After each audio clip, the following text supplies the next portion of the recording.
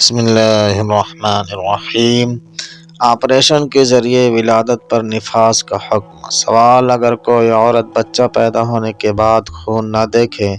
تو کیا اس کو نفاس والی کہیں گے یا نہیں؟ جواب: معتمد قول کی بنا پر وہ عورت نفاس والی ہے،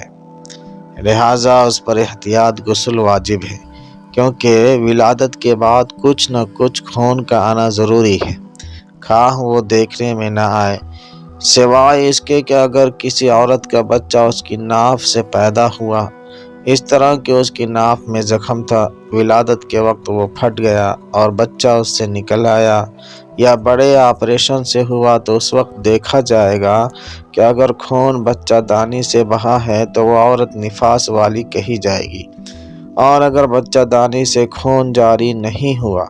تو وہ نفاس والی نہ ہوگی بلکہ زخم والی کہی جائے گی، اگرچہ اس کے لیے بچہ کے احکام ثابت ہوں گے، مثلاً اس کی ماں کی عدت بچہ پیدا ہونے پر ختم ہو جائے گی، غسل بھی واجب ہوگا وغیرہ۔ بغیر غسل کے جماع کرنا۔ مسئلہ: جس عورت کا حیض 10 دن و رات آ کر بند ہوا ہو، اس سے بغیر غسل کے خون بند ہوتے ہی جماع یعنی صحبت جائز ہے، اور جس عورت کا خون 10 دن و رات سے کم آ کر بند ہوا ہو تو اگر اس کی عادت سے بھی کم آ کر بند ہوا ہے تو اس سے جماع جائز نہیں، جب تک کہ اس کی عادت نہ گزر جائے، اگرچہ غسل بھی کر لے، اور اگر عادت کے موافق آ کر بند ہوا ہے، جب تک غسل نہ کرے یا ایک نماز کا وقت نہ گزر جائے، جماع جائز نہیں۔ ایک نماز کا وقت گزر جانے کے بعد بغیر غسل کے بھی جائز ہے۔ نماز کا وقت گزر جانے سے یہ مقصود ہے کہ اگر شروع وقت میں خون بند ہوا ہو تو باقی سب وقت گزر جائے، اور اگر اخیر وقت میں بند ہوا ہو تو اس قدر وقت ہونا ضروری ہے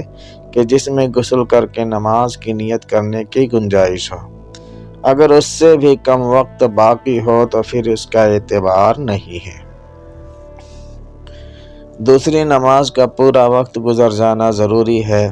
اور یہی حکم ہے نفاس کا، یعنی بچہ پیدا ہونے کے بعد کے خون کا،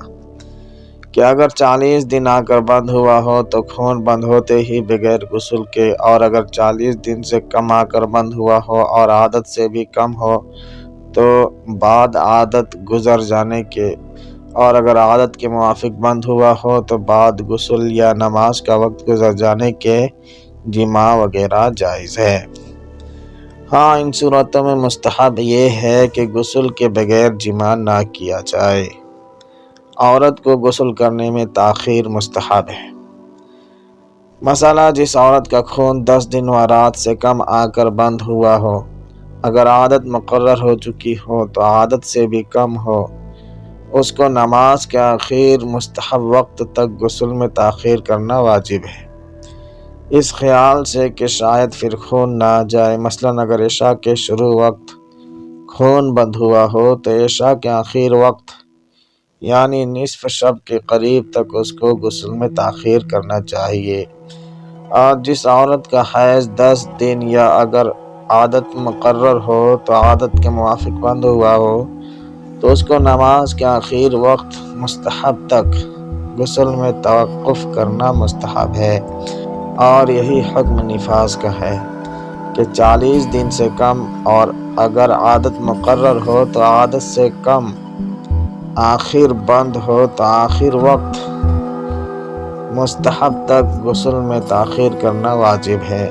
اور پورے 40 دن عادت مقرر ہو تو عادت کے موافق آ کر بند ہو تو آ کر وقت مستحب تک غسل میں تاخیر کرنا مستحب ہے، واجب نہیں۔ حیض آور دوا کا استعمال کرنا۔ مسئلہ: اگر کوئی عورت غیر زمانہ حیض میں کوئی دوا ایسی استعمال کرے کہ جس سے خون آ جائے، وہ حیض نہیں ہے۔ مثال کے طور پر کسی عورت کو مہینے میں ایک دفعہ 5 دن حیض آیا ہو، اس کو حیض کے 15 دن بعد دوا کے استعمال سے خون آ جائے، وہ حیض نہیں ہے۔ مسئلہ: اگر کوئی عورت کوئی دوا وغیرہ استعمال کر کے یا اور کسی طرح اپنا حمل ساقط کر دے یعنی گروا دے، یا اور کسی وجہ سے اس کا حمل ساقط ہو جائے، گر جائے اور اس کے بعد خون آئے، تو اگر بچہ کی شکل مثل ہاتھ، پیر یا انگلی وغیرہ کے ظاہر ہوتی ہو تو وہ خون نفاس ہے، اور اگر بچہ کی شکل وغیرہ ظاہر نہ ہوئی ہو بلکہ گوشت کا لوتھڑا ہو تو اس کے بعد جو خون آئے وہ نفاس نہیں، بلکہ اگر 3 دن و رات یا اس سے زیادہ آ جائے اور اس سے پہلے عورت 15 دن تک پاک رہ چکی ہو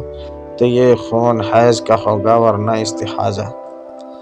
مسئلہ کسی بچہ کے تمام اعضاء کٹ کر نکلے تو اس کے اکثر اعضاء نکلنے کے بعد جو خون آئے وہ بھی نفاس ہے۔ السلام علیکم ورحمۃ اللہ وبرکاتہ۔